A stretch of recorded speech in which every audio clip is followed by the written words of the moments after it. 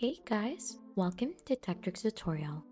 In today's video we're gonna learn about how to log in onto TikTok using QR code. It is a step-by-step guide to follow easily, and don't forget to hit the like and subscribe button. So let's dive right in.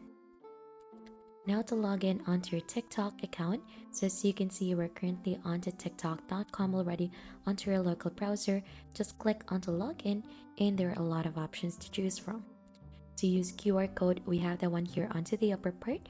We'll just have to click onto that, and then right after, it should go ahead and present you a QR code and also an instruction on what you need to do onto your mobile phone. So what you need to do is you'll just need to scan this onto your mobile device camera, and then it should confirm the login or sign up.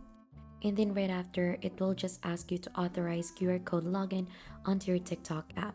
So you'll just need to go ahead and confirm that, since it will show also onto the web browser that your QR code is scanned. So login would be success if it would go through.